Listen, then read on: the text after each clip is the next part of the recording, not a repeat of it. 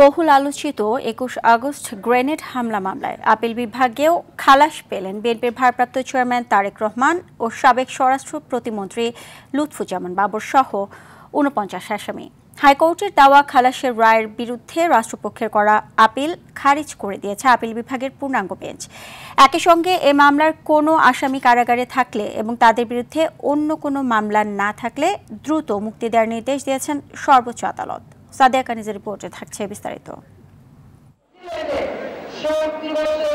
২০০৪ সালের ২১ আগস্ট রাজধানীর বঙ্গবন্ধু এভিনিউয়ে তখনকার বিরোধী দলীয় নেতা শেখ হাসিনার সমাবেশে গ্রেনেড হামলায় দলটির নেতাকর্মী সহ ২৪ জন নিহত ও ৩ শতাধিক আহত হন।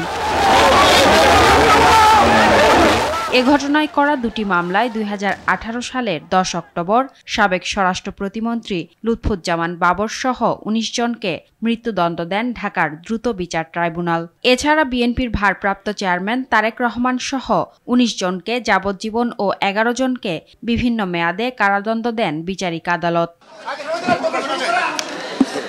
৫ আগস্ট আওয়ামী লীগ সরকারের পতনের পর গত বছরের ১ ডিসেম্বর বিচারিক আদালতের রায় অবৈধ ও বাতিল ঘোষণা করে রায় দেন হাইকোর্ট।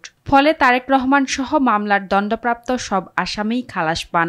পরে হাইকোর্টের এই রায়ের বিরুদ্ধে আপিল করে রাষ্ট্রপক্ষ। রাষ্ট্রপক্ষের করা আপিলের উপর গত ২১ আগস্ট পঞ্চম দিনে শুনানি শেষ হয়। এরই ধারাবাহিকতায় রায় ঘোষণা করে প্রধান বিচারপতি ডক্টর সৈয়দ রেফাত আহমেদের নেতৃত্বাধীন ৬ সদস্যের আপিল বেঞ্চ। রাষ্ট্র কর্তৃক আনিত সমস্ত আপিল এবং যে সমস্ত পিটিশন ছিল সবগুলো ডিসমিস হয়েছে, অর্থাৎ হাইকোর্ট বিভাগের যেই রায়, খালাসের যে রায়, সেটা বহাল আছে। এ রায়ে ন্যায় বিচার প্রতিষ্ঠা হয়েছে বলে মনে করেন আইনজীবীরা।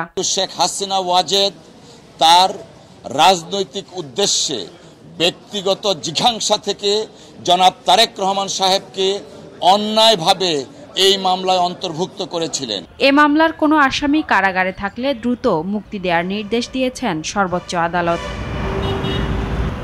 সাদিয়া কানিজ, RTV, ঢাকা।